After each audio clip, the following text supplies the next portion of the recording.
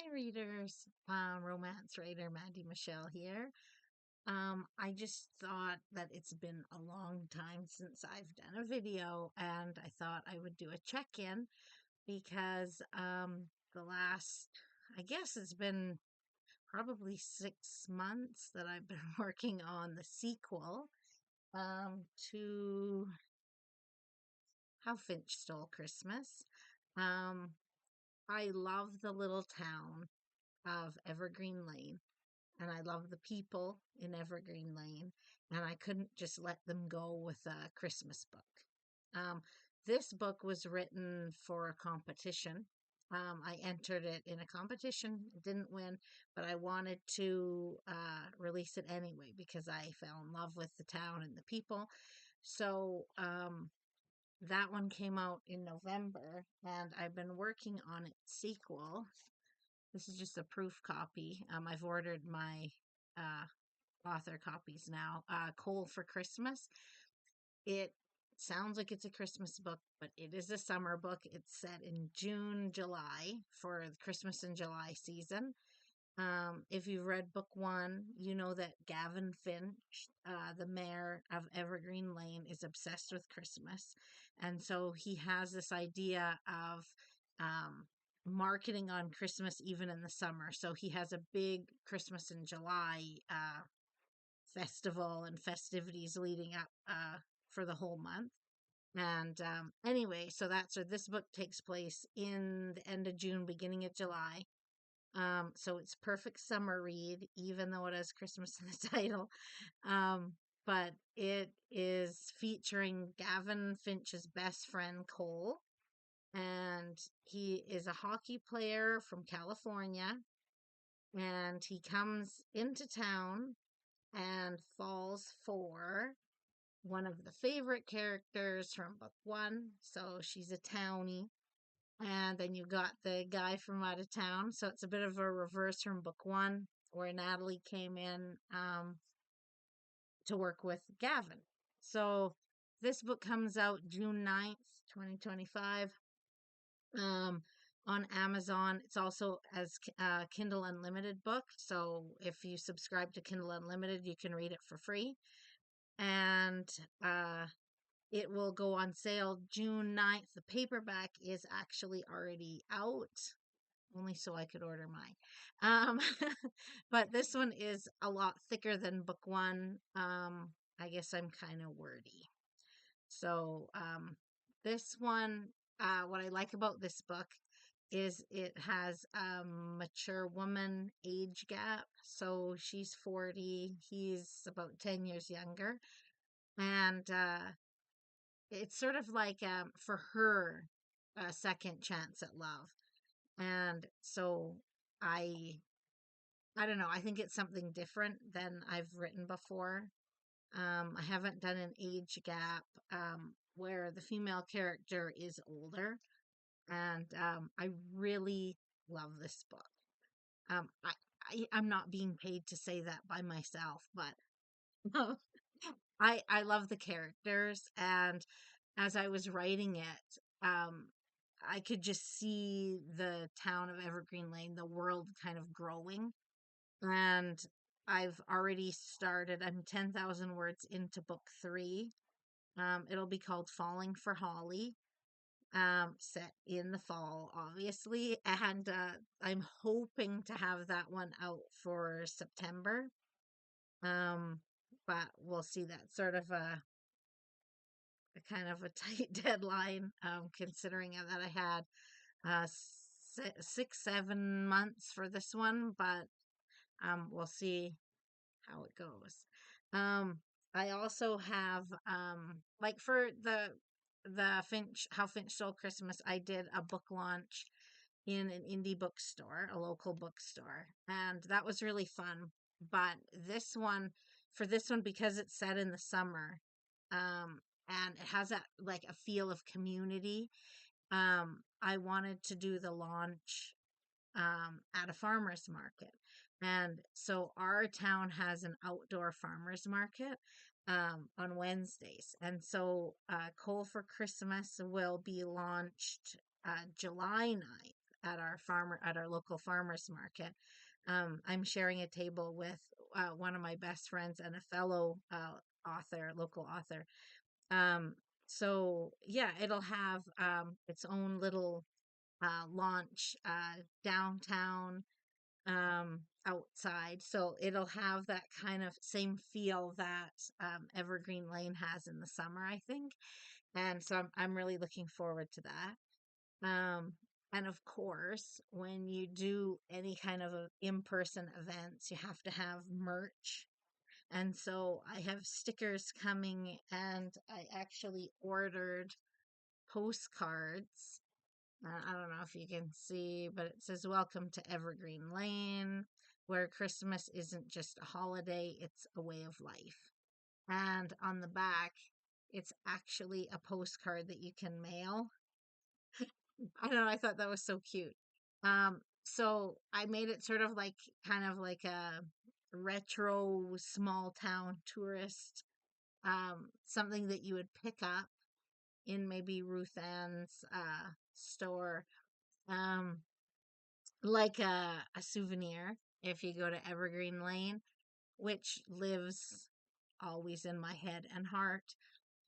So I thought these would make cute little things to pass out at the farmers market. And if you go over to my Facebook page, I'm also going to do some giveaways. So if you send your address in, I'll mail you an Evergreen Lane postcard. So that's facebook.com/ Mandy Michelle Writing. So you can check that out if you want a postcard um, in the mail. And if you do get a postcard, make sure to take a picture and send me the picture so I know it got there. Um, I think that's kind of I love that interaction part. I don't know. It's like being a writer is so I find it so hard to connect with people, and I want to talk about books. If you ever meet me, I will nonstop talk about books and talk about writing, talk about characters.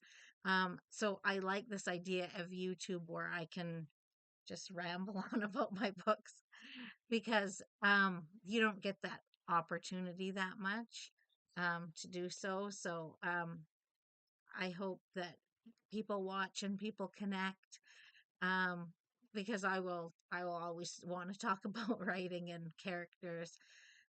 Yeah, Falling for Holly is the third book, and it will feature Cole Harris's sister, Holly Harris. Um, I like the idea of having a small town and bringing in new characters to connect with them. Because I always think if it's a small town and you've been living with these people forever and you haven't fallen in love with them yet, you're not going to. So I like the idea of newcomers coming into town and, falling for the Evergreen Lanians.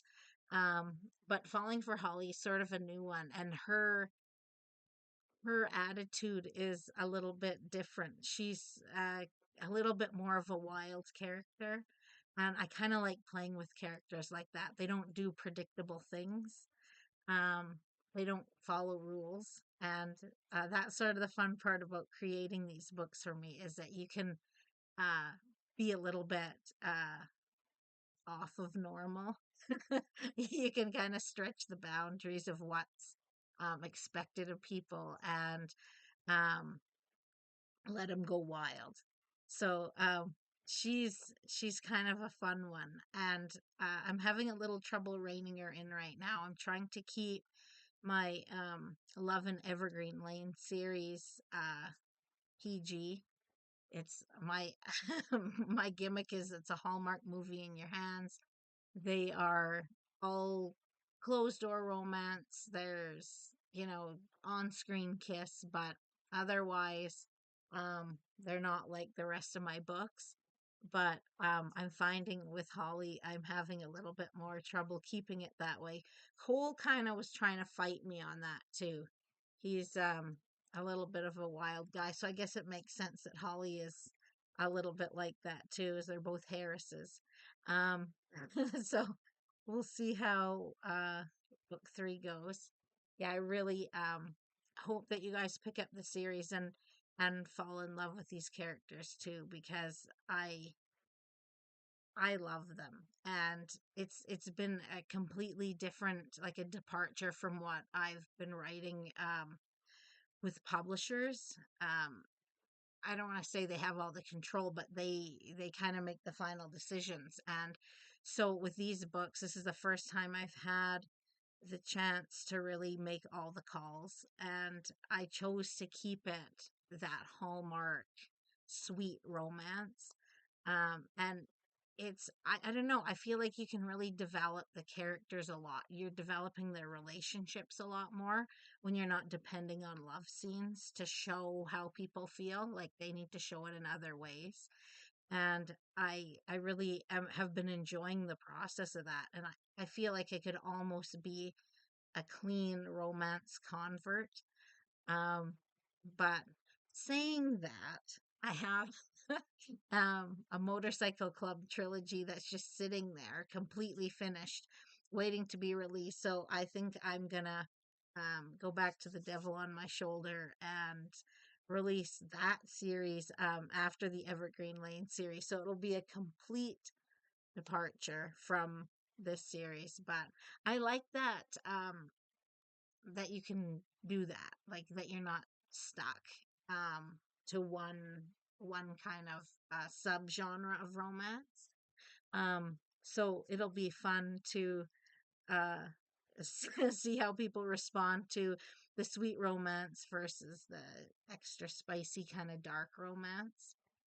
But it's hard for me to tell because in person, especially in my town, I found um people seem like reluctant to buy a romance novel in person, like from me. And like you'll see people in the bookstore, like I'll be walking through the bookstore grabbing all the romance novels and buying them. But when the author is sitting there and they have to admit that they read romance as if it's some kind of crime, it seems like they're a little bit hesitant to do it. And I found last year I was at a Word on the Street event at the library, and I had a couple of my a little bit spicier books. And I wrapped them in brown paper and did blind date with the book. And I sold more books with the cover wrapped up in brown paper than I ever had with the covers being shown. And I mean, these covers are fairly innocent, like they're kind of sweet covers. It's not like the half naked man shirtless, you know. Um, so we'll see how these go at the farmers market. But um, the ones where I had my ready to burn and lust on the rebound, I found that in person I wasn't selling those as well until I wrapped them, and then I described them by trope, like man in uniform, he falls first, that kind of thing. When I also love he falls first romances, I kind of tend to write those all the time. That's kind of a common thing with me. Um, but yeah, so I'm gonna try the blind date with the book thing again at the farmers market and see how people like that. I have stickers coming and the postcards, and so I'll wrap it up and see how it goes. I don't know. I'm finding marketing to be the toughest uh, part of being a writer. I can write stories forever. I have 1,000 ideas and 1,000 drafts of every story, and I could do that all day. But trying to get it out there, and because I'm not pushy, and it to me I feel like I shouldn't have to convince you to read the book. I'm not begging you to read the book. I want you to read it because you want to read it, and it's like it's a topic you enjoy. Like this is small town romance, and then next year I'll have motorcycle club romance, and that one has like violence, and it's like rule breakers breaking the law, cops that turn, like it's pretty graphic, fights between motorcycle clubs. Um, yeah, there's like it's pretty graphic and a total departure from this, but we'll see how my sweet little town handles those ones. I don't know. I think I'm best with sticking with maybe online sales. I don't know. Anyway, I'm rambling as I do. But I just thought I would do a quick catch up because I haven't done a YouTube video in a while, and I have a lot of trouble sticking to those under 30-second uh, clips on Facebook.